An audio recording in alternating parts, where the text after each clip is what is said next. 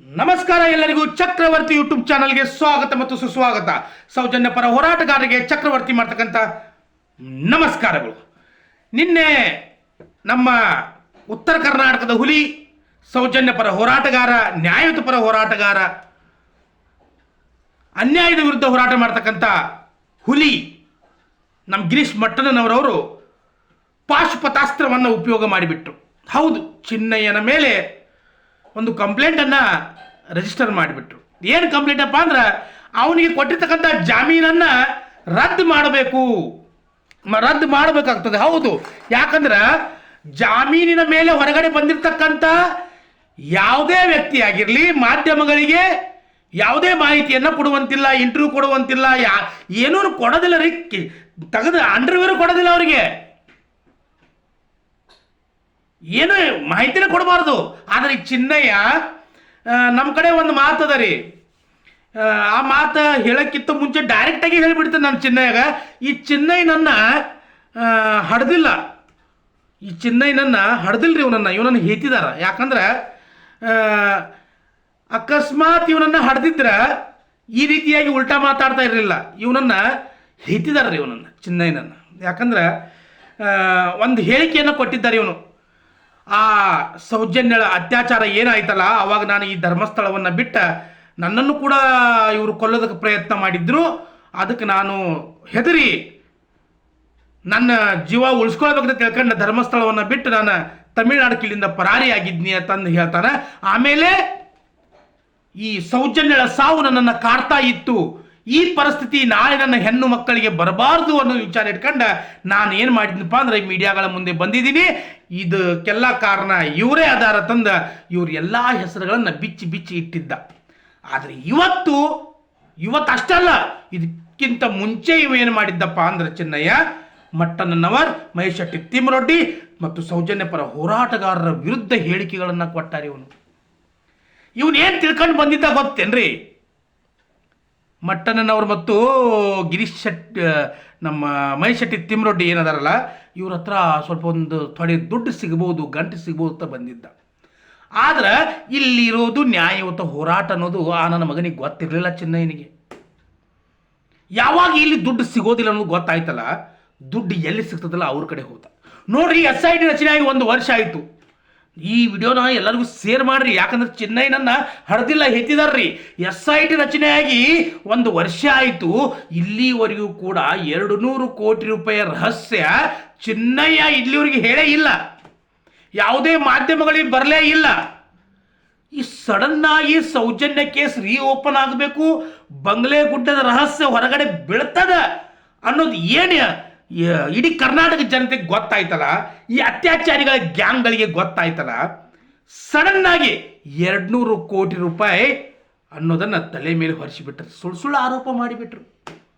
ಆದರೆ ಈ ಚಿನ್ನಯ್ಯ ಪ್ರಾಮಾಣಿಕವಾಗಿದ್ರ, ತನ್ನ ಹೆಣ್ಣು ಮಕ್ಕಳಿಗೆ ನ್ಯಾಯ ಕೊಡಿಸ್ಬೇಕು, ತನ್ನ ಹೆಣ್ಣು ಮಕ್ಕಳಿಗೆ ಈ ಪರಿಸ್ಥಿತಿ ಬರಬಾರ್ದು ಅನ್ನೋ ವಿಚಾರ ಈ ದರಿದ್ರನ ನಾಲಾಯಕನ ಮನುಷ್ಯನಾಗಿ ಇದ್ದಿದ್ದಾಗಿದ್ರೆ ಇವತ್ತು ಮತ್ತೆ ಬಂದು 200 ಕೋಟಿ ರೂಪಾಯಿ ಹಿಂಗಾಯಿತು, ಪ್ರಕಾಶ್ ರಾಜ್ ಹಿಂಗೆ ಮಾಡಿದ, ಅವನು ನನಗೆ ಗಜ್ಮಾ ಮಾಡಿದ, ಇವು ನನಗೆ ಗಜ್ಮಾ ಮಾಡಿದ, ಇಡೀ ಕರ್ನಾಟಕ ಜನತೆಗೆ ನನಗೆ ಗಜ್ಮಾ ಮಾಡ್ತಾ ಇದ್ದಿ.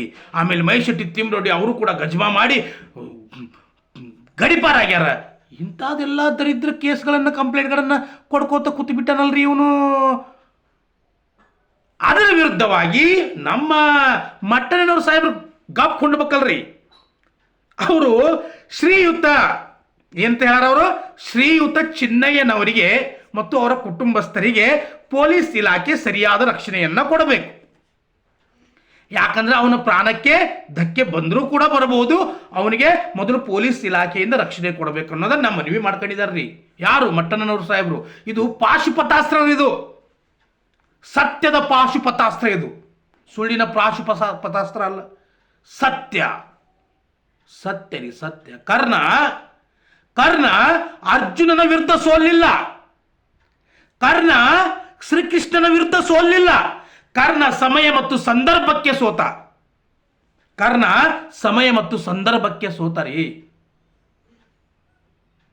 ಇಲ್ಲಿ ನಮಗೂ ಕೂಡ ಒಂದು ಕ್ಷಣಿಕ ಸೋಲು ಬರ್ತಾ ಇದೆ, ಕ್ಷಣಿಕ. ಅದು 200 ಕೋಟಿ ಬತ್ತ, 300 ಕೋಟಿ ಬತ್ತ, ಮಾಧ್ಯಮಗಳಲ್ಲಿ ನಿಂತು ಹೋಗ್ಕೊಳ್ಳೋದ, ಸುಳ್ಳು ಮಾಧ್ಯಮ ಅದಾವಲ್ರಿ ಇವ ಪಬ್ಲಿಕ್ ಟಿವಿ, ರಂಗನ್ನ, ಏಷ್ಯಾ ನೆಟ್, ರಾಧಕ್ಕ, ಅವರು ಇವರು 100 TV 9 ಎಲ್ಲರೂ ಅದಾರ ಇವರೆಲ್ಲ.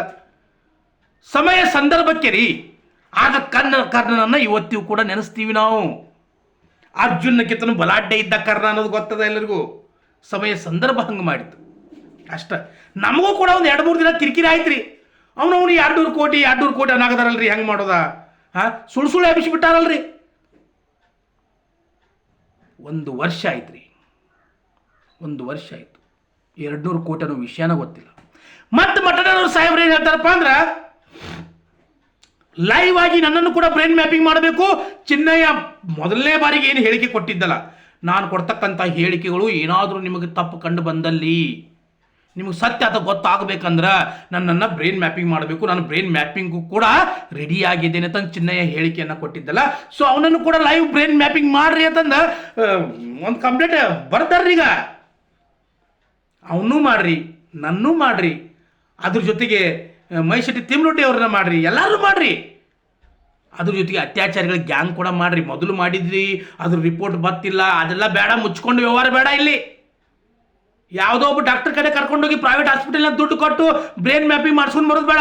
ಇಡೀ ಕರ್ನಾಟಕ ಜನತೆಗೆ ಗೊತ್ತಾಗಲ್ರಿ. ವಿಧಾನಸೌಧದ ಮುಂದೆ ದೊಡ್ಡೊಂದು ಸ್ಕ್ರೀನ್ ಹಾಕ್ರಿ, ಎಲ್ಲ TV ಚಾನೆಲ್ಗಳಲ್ಲಿ ಲೈವ್ ಬಿಟ್ಬಿಡ್ರಿ, ಬರ್ಲಿ ಎಲ್ಲ ಅತ್ಯಾಚಾರಿಗಳು. ಮತ್ತೊಂದು ಚಿನ್ನಯ್ಯ ಒಂದು ಮಾತು ಹೇಳ್ತಾನ್ರಿ. ಇವನು ನಾ ಯಾಕೆ ಹೇಳಕತ್ತೀನಿ ಅಂದ್ರೆ, ಇವನನ್ನ ಹಡ್ದಿಲ್ಲ, ಇವನನ್ನ ಹೇತಿದಾರ್ರಿ.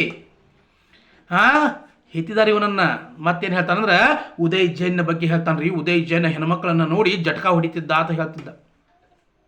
ಜಟ್ಕಾ ಹೊಡ್ಯಾಕ ಮೈಸೂರಿ ತಿಮ್ಮರೊಡ್ಡಿ ಹೇಳ್ಕೊಟ್ಟಿದ್ರು, ಮಟ್ಟಣ್ಣನವ್ರು ಹೇಳ್ಕೊಟ್ಟಿದ್ರು, ಜಯಂತಿ ಅವ್ರು ಹೇಳ್ಕೊಟ್ಟಿದ್ರು. ಹರಾಮ್ಕೋರ್ ಉದಯ್ ಜೈನ್ ಜಟ್ಕಾ ಹೊಡಿತಿದ್ದ ಹೆಣ್ಮಕ್ಳು ನೋಡ್ತಿದ್ದ. ಅವ್ ಜಟ್ಕಾ ಹೊಡಿತಿರ್ಲಿಲ್ಲ, ಅವನ್ ಹಿಡ್ಕೊಂಡು ನೀ ಜಟ್ಕಾ ಹೊಡಿತಿದ್ದಿ. ಅವನ ಕೈಯಾಗ ನೀ ಹಿಡ್ಕೊಂಡ ಜಟ್ಕಾ ನೀ ಹೊಡಿತಿದ್ದೇನೆ ನೋಡು ಚಿನ್ನಯ್ಯ. ಅದಕ್ಕೆ ನಾನು ಪ್ರಾರಂಭದಲ್ಲೇ ಹೇಳಿದ್ದೆ, ಇವನನ್ನ ಹಡದಿಲ್ಲ, ಇವನನ್ನ ಹೀತಿದಾರ ಅಂತ ತಿಳ್ಕೊಂಡ. ಆದ್ರೆ ಸೌಜನ್ಯ ಪರ ಹೋರಾಟಗಾರರು ನೋಡ್ರಿ, ಈ ಮೀಡಿಯಾಗಳಾಗಿರ್ಬೋದು, ಈ ದರಿದ್ರ ಚಿನ್ನಯ್ಯ ಆಗಿರ್ಬೋದು, ಕೆಲವೊಂದಿಷ್ಟು ಜನ ಏನು ಅದಾರಲ್ಲ, ಇವರ ದುಡ್ಡಿನ ಹಿಂದೆ ಬಿದ್ದಿರ್ಬೋದು. ಆದ್ರೆ ನಾವು ಹೆಣ್ಣು ಮಕ್ಕಳ ರಕ್ಷಣೆ ಹಿಂದೆ ಬಿದ್ದಿದ್ದೀವಿ. ಹೆಣ್ಣು ಮಕ್ಕಳಿಗೆ ನ್ಯಾಯ ಕೊಡಿಸ್ಬೇಕು, ನ್ಯಾಯದ ಹಿಂದೆ ಬಿದ್ದಿದ್ದೀವಿ ನಾವು. ಈ ಕರ್ನಾಟಕದಲ್ಲಿ ಒಂದು ಮಾದರಿ ಆಗಬೇಕು, ಒಂದು ಮಾದರಿ ಆಗಬೇಕು ಈ ಕೇಸ್. ಅದಕ್ಕೆ ಬೆನ್ನು ಹತ್ತಿದ್ದೀವಿ ನಾವು ದುಡ್ಡಿಗೆ ಬೆನ್ನು ಹತ್ತಲಿಲ್ಲ. ಹೆಣ್ಣು ಮಕ್ಕಳ ಸೌಂದರ್ಯದ ಹಿಂದೆ ಬೆನ್ನು ಹತ್ತಲಿಲ್ಲ ನಾವು. ನಮಗೆ ಬೇಕಾಗಿರೋದು ಸೌಜನ್ಯ ಅತ್ಯಾಚಾರ ಮಾಡಿದವರು, ಬಂಗ್ಲೆಗುಡ್ಡದಲ್ಲಿ ಅನಾಥ ಶವಗಳು ಏನು ನರಳಾಗದವಲ್ಲ, ಅವುಗಳಿಗೆ ನ್ಯಾಯ ನಮಗೆ ಬೇಕಾಗಿರೋದು, ನಮಗೆ ದುಡ್ಡಲ್ಲ. ಸೊ ಇಂಥ ಚಿನ್ನಯ್ಯನಂಥವ್ರು 1000 ಜನ ಬರಲಿ, ಯಾರೇ ಬೇಕಾದವರು 200 ಕೋಟಿ ಅಲ್ಲ 2000 ಕೋಟಿ ತಂದು ಎಣ್ಣೆ ಬೆಣ್ಣೆ ಹಚ್ಕೊಂಡು ಹೋಗ್ಕೊಂಡ್ರೂ ಕೂಡ ನ್ಯಾಯ ನ್ಯಾಯನ, ಸತ್ಯ ಸತ್ಯನ. ಸೊ ಮತ್ತೊಮ್ಮೆ ಏನು ಹೇಳ್ತೀನಪ್ಪ ಅಂದ್ರೆ, ಮಟ್ಟಣ್ಣನವ್ರ ಸಾಹೇಬರು ಚಿನ್ನಯ್ಯನ ಮೇಲೆ ಕಂಪ್ಲೇಂಟ್ ಮಾಡಿರ್ತಕ್ಕಂಥದ್ದು ಭಾಳ ಕರೆಕ್ಟ್ ಆಗ್ಯದ. ಮತ್ತೊಂದು ಏನು ಹೇಳ್ತಾರಪ್ಪ ಅಂದ್ರೆ, ಅಜಯ್ ಅಂಚನ್ ಆಗಿರ್ಬೋದು, ಕುಡ್ಲಾ ರ್ಯಾಂಪೇಜ್ ಆಗಿರ್ಬೋದು, ಅಭಿಷೇಕ್ ಆಗಿರ್ಬೋದು, ಇವರೇ ಯೂಟ್ಯೂಬರ್ಗಳ ಮೇಲೆ ಕೂಡ ಹಲ್ಲೆ ಮಾಡಿರ್ತಕ್ಕಂಥದ್ದನ್ನು ಕೂಡ ಉಲ್ಲೇಖ ಮಾಡ್ಯಾರ್ರಿ. ಅವ್ರಿಗೆ ಭಾಳ ಕಿರುಕುಳ ಆಗಿದೆ ಅನ್ನೋದನ್ನು ಉಲ್ಲೇಖ ಮಾಡ್ಯಾರ. ತುಂಬ ಹೃದಯದ ಧನ್ಯವಾದಗಳು ಗಿರೀಶ್ ಮಟ್ಟಣ್ಣನವ್ರ ಸಾಹೇಬ್ರೆ, ತುಂಬ ಹೃದಯದ ಧನ್ಯವಾದಗಳು. ಹಿಂಗೆ ನೀವು ಪಾಶುಪತಾಸ್ತ್ರಗಳನ್ನು ಉಪಯೋಗ ಮಾಡ್ತಾ ಇರ್ರಿ, ನಾವು ನಿಮ್ಮ ಬೆಂಬಲಕ್ಕೆ ಸದಾ ಅದೀವಿ. ಚಿನ್ನಯ್ಯನನ್ನು ಹಡ್ದಿಲ್ಲ, ಅವನನ್ನು ಹೇತಿದಾರ. ಮತ್ತೆ ಬರ್ತೀನಿ. ನಮಸ್ಕಾರ ಎಲ್ಲರಿಗೂ. ಜೈ ಹಿಂದ್, ಜೈ ಕರ್ನಾಟಕ.